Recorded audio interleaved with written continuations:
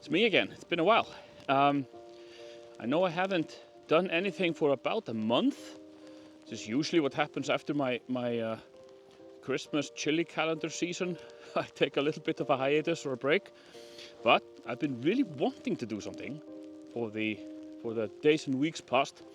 But what's really held me back is the weather. We've had, and as you can see, it's actually snowing right now, but we've had snowstorms, heavy snows, or rainstorms. And this means that it's been very difficult to get anywhere out. Couple this with the darkness and how short the days are this time of year. It's been very difficult to find a spot suitable for, spot piece of time where the weather is okay to go outside and film something.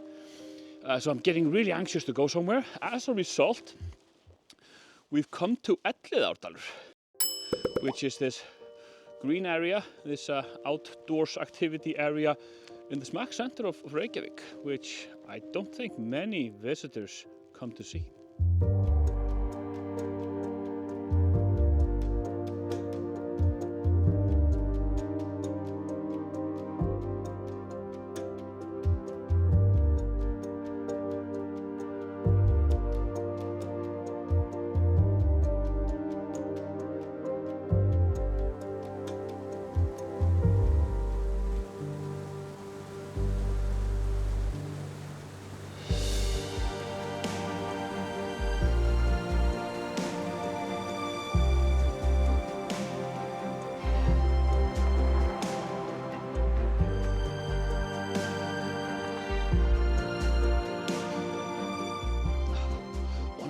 Things about walking in this kind of weather is that every now and then, because there are more people of course walking in the park, I can hear these muffled sounds, really muted muffled sounds of human speech somewhere through the forest.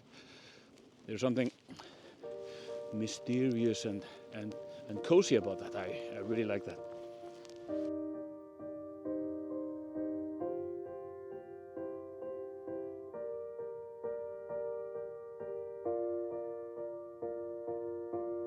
Elliðaárdalur means Elliða River Valley, so Elliði is a proper male Icelandic name. It takes its name from the river which runs through it, which runs from Elliðavatn, Lake Elliði, up on the eastern boundary of Reykjavik and Kópavogur. And the river itself cuts through and separates the eastern part of the eastern suburbs of Reykjavik from the majority of the city in the west. Or is it still the majority? I don't know. At least from the older part of the city in the west.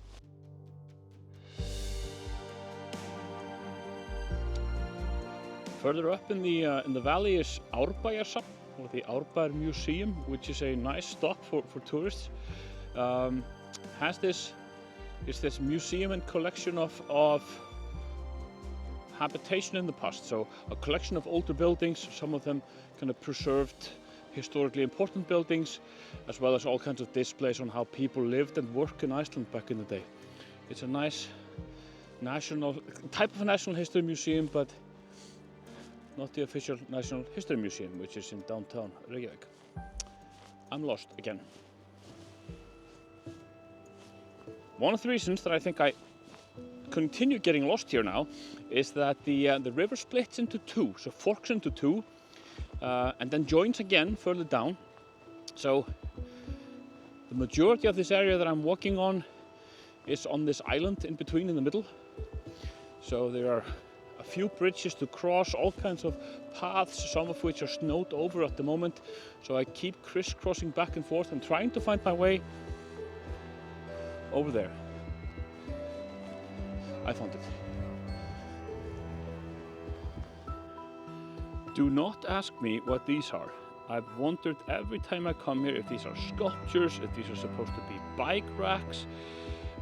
I have no idea. They're at the intersection of two paths through the forest, and well, at least they serve as a kind of a marker or a waypoint. I know that I'm actually here in the forest, but they are weird.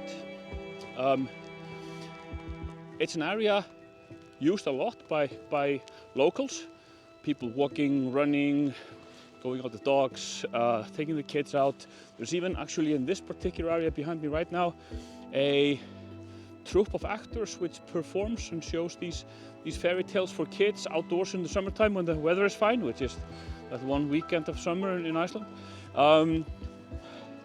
But no, what I think actually makes Elliðaár, the river, pretty unique. Maybe not entirely unique. I haven't double-checked that, but pretty special at least, is that it's an active salmon fishing river.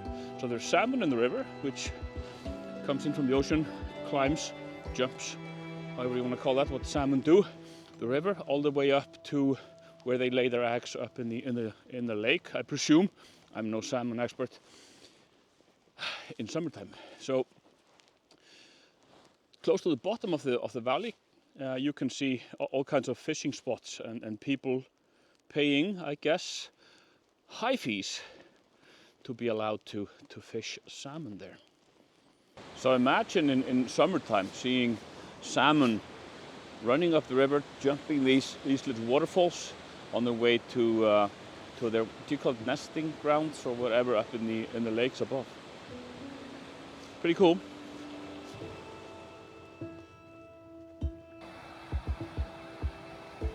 Now the river has been dammed in a couple of locations, so the water flow is controlled down through the valley, all the way from the mouth of the, that's not the mouth, but from the start of the river up by the lake, where the lake turns into a river, all the way down. There are a couple of dams at least on the way, and that's because I think this is definitely the first river which was dammed and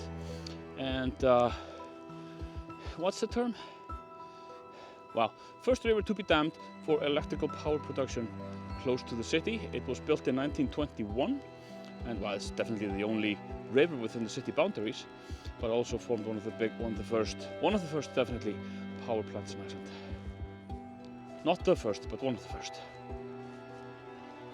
Yeah, it's close enough. Runners visiting the city are well advised to come to Elliðaárdalur. There's plenty of paths well marked with these colored and measured routes to take. So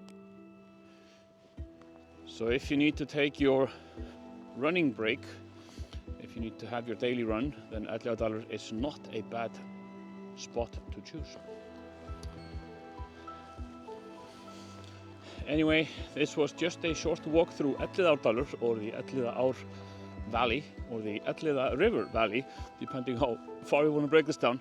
I know this is probably not of the greatest interest to visitors here. This is more an area which is used, liked and frequented by us locals, our residents.